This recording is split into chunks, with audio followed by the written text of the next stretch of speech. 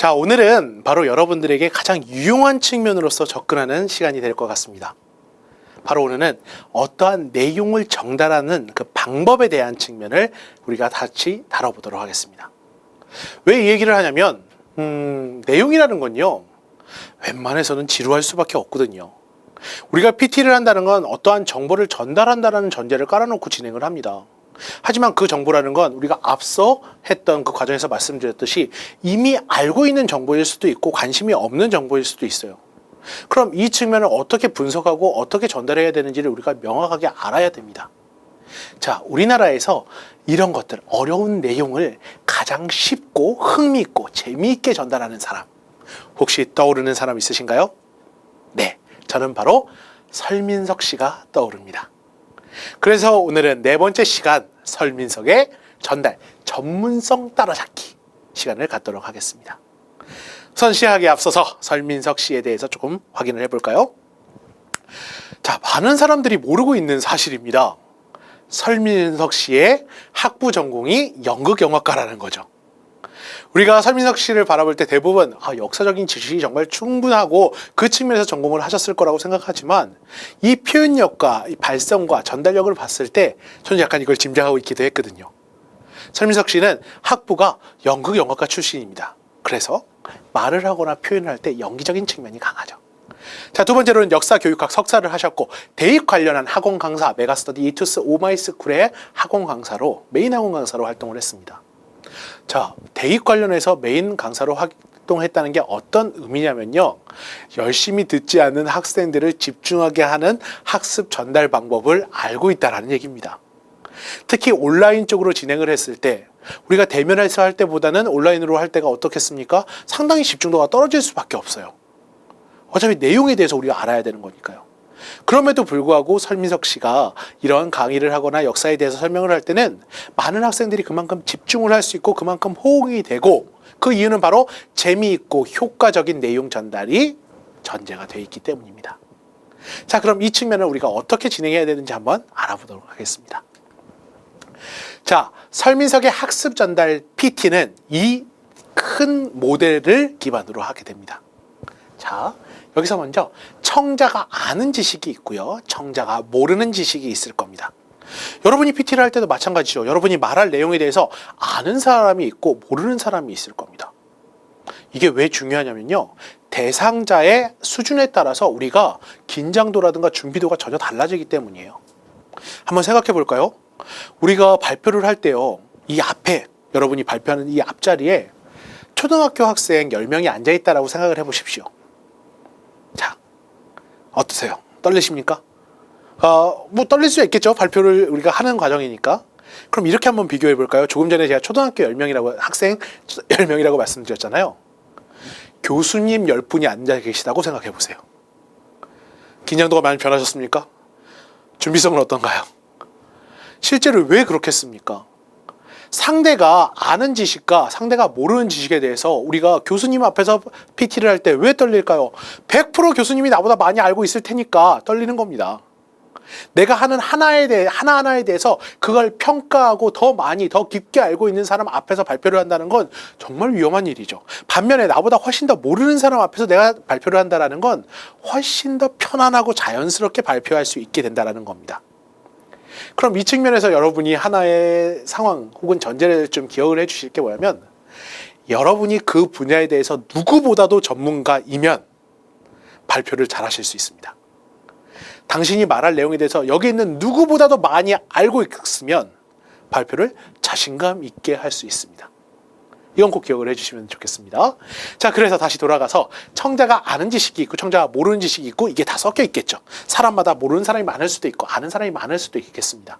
그럼 이러한 측면을 통합해서 어떻게 누가 들어도 이해하기 쉽게 설명을 해주실 필요가 있는 거죠. 자, 이런 측면은 우리가 좀 충분히 고민을 해야 될 측면이 있습니다. 내가 아무리 전문가라고 하더라도 전문 용어만을 남발하면서 나만 알아 듣게 그렇게 표현하는 건 좋은 방식이 아닙니다. 원래 하버드에 있는 강의라든가 정말 중요한 대부분 명강의 같은 경우에는요, 주요 특성이 뭐냐면 누가 들어도 너무 쉬워요.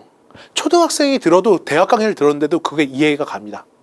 혹시 기회가 되시면 마이클 샌델의 정의는 무엇인가라는 그 EBS 영상을 보시면요. 분명히 그 주제에 대한 깊이는 너무 깊은데도 불구하고 초등학생이나 중학생이 들어도 충분히 고민하고 생각해 볼 문제로 편하게 말씀을 해주십니다. 여러분이 전달할 때도 이런 것들이 필요하다는 거죠. 자, 그럼 우리가 지식적인 측면에서 한번 구분을 해보겠습니다.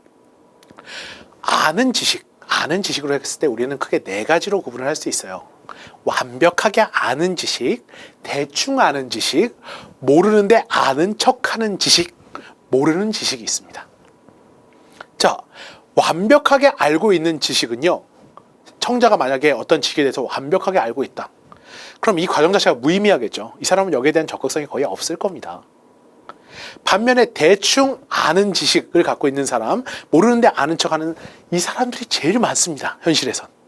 현실에선 정확하게 알지 못해요. 대략적으로 알고 있습니다. 그리고 이 사람들도 꽤 많아요. 뭐냐면 모르는데 어디서 한번 들어봐서 내가 아는 척하고 싶은 거예요. 아예 모르는 지식이거나 필요하다고 생각하는 지식, 이러한 청자들은요, 차라리 집중해서 이 측면의 지식을 배우려고 합니다. 그러니까 우리가 어려운 케이스는 바로 이 중간 단계에 있는 두 가지 케이스라고 볼 수 있겠습니다. 그럼 각각에 대해서 어떻게 응대를 해야 될까요? 접근 방식이 전혀 다릅니다. 대응 방법에 대해서 한번 확인해 볼게요. 완벽하게 알고 있다. 상대가 이 지식에 대해서 완벽하게 알고 있어요. 그럼 어떻게 접근해야겠습니까? 칭찬과 존중을 해줘야겠죠. 정말 대단하십니다. 그건 저도 몰랐던 사실인데 어떻게 그렇게까지. 여기 정말 전문가가 계시다고, 저한테 모르는 게 있으면 이분한테 물어보셔도 된다라는 식으로 접근하는 것도 나쁘지 않습니다, 여러분. 근데 대략적으로 이 정도는 많지는 않을 거예요. 분포적으로 그렇게 많은 이유가 있지는 않을 겁니다. 두 번째는 바로 대충 아는 지식을 갖고 있는 사람들이 많을 때. 네. 자, 그때는 바로 동의와 공감입니다. 동의와 공감이라는 건 뭐냐면 대충 안다고 했을 때 그것보다 더 한 이게 있어요. 가르치려고 하지 마세요. 여기에 대해서 그 사람에 대해서 무조건 그건 맞는데 이건 더 있어요. 뭐 이런 식으로 나의 지식을 뽐내는 게 중요한 게 아니고요. 대충 아는 거라도 이렇게까지 알고 계시는군요. 정말 대단합니다. 라는 측면에서 동의를 해주시고 거기에 대한 공감을 해주실 필요가 있습니다. 저도 그렇게 생각합니다.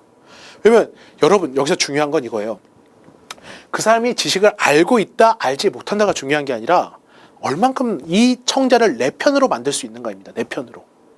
그럼 만약에 이 사람한테 이거보다 더 있어요. 이런 식으로 공격적으로 나가면 어떻게 되겠습니까? 내 편이 아니지. 지가 알면 얼마나 안다고 뭐 이렇게 표현을 하겠죠. 이렇게 생각을 할 겁니다. 그렇기 때문에 이 사람에 대한 인정을 해주실 필요가 있어요. 세 번째는 바로 공감과 해석입니다. 자, 가장 어려운 케이스예요, 여러분. 이게 많은 사람들이 어디서 한번 들어본 건 있는데 그걸 알고 있다고 자꾸 착각을 해요. 근데 여기에 대해서 꼭 이런 사람들이 많이 접근하는 게 뭐냐면 지적을 하면 거기에 대해서 되게 붕괴를 합니다. 분노를 하게 되고요. 그렇기 때문에 이럴 때는 어떤 식으로 접근해야 되냐면 우선은 그 사람이 한 거에 대해서 맞다라고 인정을 해 주셔야 돼요. 그리고 해석이란 건 뭐냐면 그걸 더 좋게 포장해 주셔야 됩니다. 그러니까 그 사람이 맞아요. 그 측면이 맞죠. 지금 하신 게 예를 들어서 제가 많이 쓰는 방법은 이런 거예요. 지금 말씀하신 게 이런 얘기죠. 더 있어 보이게 바꿔줘요. 그럼 그 사람은 네 그렇습니다 그래요. 몰랐는데도 그렇습니다라고 말을 합니다. 그럼 그렇게 되게 되면 이 사람은 뭔가 내가 그렇게 말을 한 것 같고 나의 자존감도 올라가고 이 사람도 약간 그 관계적인 측면이나 집중도도 올라가게 되는 거죠. 그러니까 이 세 번째가 되게 쉽지 않습니다. 여기서 제일 어려운 게 이 해석이에요. 해석. 그 사람이 말도 안 되는 얘기 같은 걸 했는데도 불구하고 그걸 좋게, 다른 사람에게 더 좋게 해석을 하면서 같이 공유를 해주시는 게 대응 방법입니다. 자, 마지막 모르는 지식 같은 경우에는요, 바로 필요성과 유용성을 전달한다. 우리가 계속해서 반복해온 내용이죠. 모르는 내용이 있었을 땐 그게 왜 필요한지, 그 다음에 이게 얼만큼 당시에 유용하게 전달될 수 있는지에 대해서 기본적으로 다뤄주실 필요가 있습니다. 자, 그럼 두 번째로 모르는 지식으로 가볼게요. 이 아까 맨 마지막 단계 그 모르는 지식 같은 경우에는 이렇게 크게 네 가지 단계로 나눌 수 있어요. 유용성과 필요성, 그 필요성의 유무에 따라 달라지는데요. 만약 그 모르는 지식이 그 청자에게 유용하고 필요해. 본인이 그걸 알고 있어요. 그럼 어떻게 되겠습니까? 적극적으로 참여를 하겠죠. 이건 내가 모르는 지식인데 이게 필요한 지식이야. 이건 대상자로서 그렇게 고려하지 않아도 돼요. 알아서 열심히 할 겁니다. 반면에 유용한 것 같은데 지금 당장 필요한지는 잘 모르겠어. 그랬을 때는 어떻게 하겠습니까? 수동적으로 참여를 하게 되겠죠. 그럼 이때는 약간만 이 끌어주면, 약간만 유도할 수 있으면 훨씬 더 적극적인 패턴으로 바꿀 수 있습니다. 세 번째는 필요성은 있는데 유용성을 모르겠다. 이럴 때는 자발적으로 참여는 합니다. 하지만 유용성을 모르기 때문에 이런 측면에서 유용성을 조금 더 업그레이드 해줬을 때 거기에 대해서 훨씬 더 적극적인 반응을 유도할 수 있겠죠. 제일 어려운 건 유용성도 없고 필요성도 없을 때 참여 안 합니다. 이때는 참여하지 않습니다. 대부분 이 필요성도 없고 유용성도 없다라는 건 우리가 흔히 말하는 단체 특강 같은 거 있잖아요. 무료 특강 같은 거 학교에서 진행을 하거나 아니면 이거 꼭 듣기 싫은데 막 억지로 끌려가서 출석해서 해야 되는 그러한 특강들은요, 대부분 학생들이 이런 측면에서 모르는 지식이긴 하나 필요성도 모르겠고 유용성도 모르겠어요. 그러면 안 참여를 하게 되는 겁니다. 그렇기 때문에 그런 강의를 할 때는 실제로 필요성과 유용성을 제공해 주는 측면이 필요하죠. 자, 결국 이 네 가지 다 해당 지식을 알아야 되는 목적을 전달하는 데 포인트가 있다는 걸 기억을 해 주시기 바랍니다. 자, 세 번째는 바로 PT의 목적입니다. 우리가 어떠한 전달을 할 때는 그 목적에 따라 내용이 바뀌어질 수밖에 없습니다. 제가 이 목적을 크게 네 가지로 구분을 할 텐데요. 그건 학습, 강연, 보고, 설득입니다. 학습은 조금 전에 설민석 씨처럼 학습 내용을 전달하는 측면에서 내용이고요. 강연은 우리가 세바시라든가 테디처럼 본인의 이야기나 어떠한 전달할 내용을 강연식으로 하는 방식입니다. 보고는 보통 직장에서 많이 하는 방식인데요. 나보다 더 전문가인 상사에게 이 내용을 전달하는 방식이고, 설득은 행동을 유도하는 겁니다. 이 측면에서 자세히 한번 확인해 보죠. 학습에 대한 목적이 있는 PT는요, 지식 전달 및 학습 자체가 목적입니다. 그렇기 때문에 대부분 여러분들이 경험한 PT 스타일이라고 할 수 있고요. 수업이나 강의 형태의 프레젠테이션 스타일이라고 할 수 있습니다. PT에 작성된 이 내용이 핵심이고 이걸 전달하는 게 주 목적이라고 볼 수 있어요. 반면에 강연용은요, 스토리에 대한 전달이 목적이에요. 나의 이야기를 한다가 목적이라는 거죠. 대부분의 강연에서 사용되는 PT 스타일, 테드나 세바시나 토크 콘서트에서 주로 사용됩니다. 개인적인 스토리 텔링을 기반으로 공감을 유도하는 방식으로 진행이 됩니다. 세 번째는 바로 보고형 PT입니다. 아직 이 측면은 여러분들이 많이 익숙하지는 않으실 텐데요. 내용 정리 및 보고가 바로 목적입니다. 대상자는 나보다 전문가, 그러니까 나의 상사가 될 확률이 높고요. 그렇기 때문에 이 측면에서 나보다 더 잘 알고 있기 때문에 출처에 대한 신뢰감을 낳기 위해서 명확성이 필요하고, 이 말하는 사람이 없어도 이 내용만 보더라도, PT의 내용만 보더라도 이해가 돼야 될 필요가 있습니다. 마지막은 설득입니다. 설득이란 건 행동 유도가 PT의 목적입니다. 이 사람이 어떤 행동을 하게끔 하는 그 행동 유도가 목적인 거죠. 개인, 사회, 국가의 변화에 대한 공감. 이렇게 말하면 좀 어렵죠. 쉽게 말하면 개인 변화에 대한 참여를 유도합니다. 유네스코라든가 기아대책본부라든가, 우리가 TV를 보다 보면 여러 가지 그러한 광고를 볼 수 있지 않겠습니까? 그 광고의 핵심은 뭐겠어요? 결국 기부하세요. 여기에 행동을 하세요. 변화에 참여하세요. 이런 측면이기 때문에 그런 것들을 유도한다라고 생각을 해주시면 되겠습니다. PT에서는 PT 이후에 행동 변화 아니면 현실에서의 적용이 주 목적이라고 볼 수 있습니다. 자, 이게 왜 필요하냐 생각해 보시면, PT를 단순히 그냥 수동적인 참여에서만 끝나는 게 아니라 이 변화나 이 내용에 대한 적용까지 들어갔을 때 훨씬 더 큰 의미로 청자에게 남기 때문에 이러한 설득적인 측면의 중요성을 여러분이 인지하고 계셔야 됩니다. 자, 그럼 제가 이러한 네 가지 목적에 대한 PT를 말씀드렸는데요. 궁극적으로 제가 지금 이 수업을 듣는 청자분들에게 요구하는 건 바로 이겁니다. 최고의 PT는 무엇인가?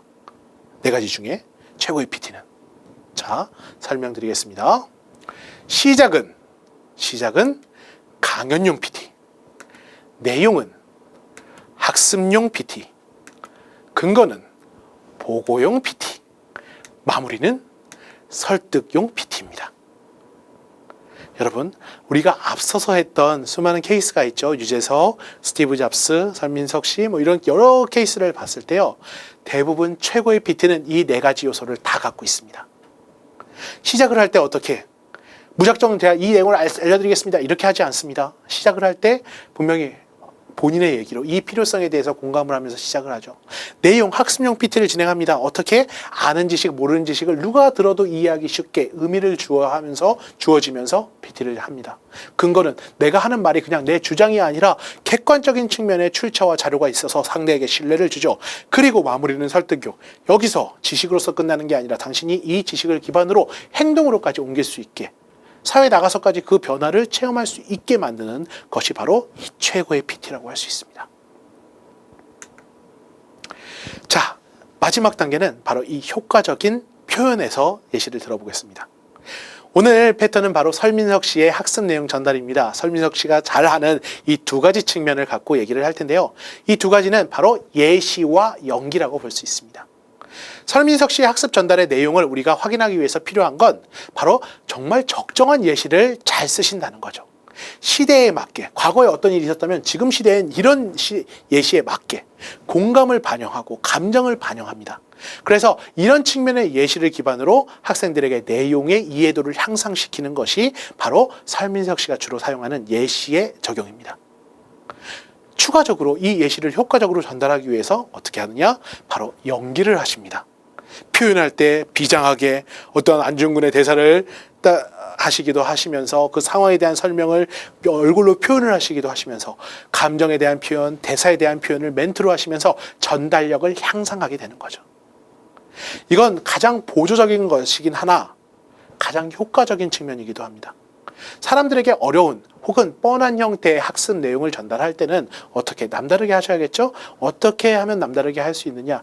공감이 돼야 되고 그런 측면을 나타내는 게 예시. 과거 얘기는 모르니까 현실에서 내가 공감할 수 있는 것으로 예시를 들어야 되고 그 예시가 시대, 공감, 욕구가 반영이 돼야 된다는 것. 그리고 전달함에 있어서 연기. 지금 여러분한테 제가 뭐 연극 개론 같은 걸 들어서 연기 능력을 늘려라 이것까지는 아니지만 그런 어떠한 대사 한마디, 감정 표현 한마디가 매우 중요한 요소가 될 수 있다는 겁니다. 그리고 이러한 능력을 길렀을 때 훨씬 더 효과적으로 표현이 가능하다는 거죠. 자, 오늘의 내용을 정리하도록 하겠습니다. 자, 여러분은 지식을 전달할 때 남들이 모르는 지식으로 접근하는 게 좋습니다. 두 번째, 아는 지식은 어떻게? 새로운 관점으로 접근해 주실 필요가 있습니다. 세 번째, 지루한 지식 전달은 안 됩니다. 뻔하지 않게 사람들이 거기에 집중하고 공감하고 욕구가 반영되는 측면으로 접근을 해 주셔야 됩니다. 네 번째, 이건 제가 내용에서는 설명을 안 드렸는데요. 꼭 마무리 정리를 한번 해주시기 바랍니다. 이 내용에 대해서 어떠한 내용 전달이 있었다면 자, 오늘 여러분 기억하시죠? 우리 지금 이 내용 정리하는 것도 이 마무리 키포인트 한 번 더와 같은 겁니다. 상대방이 오늘 배운 내용을 한 번 더 기억할 수 있도록 키포인트 한 번 더. 이게 바로 내용 정리의 마지막 단계입니다. 네, 오늘 수업 여기까지 하도록 하겠습니다. 수고하셨습니다.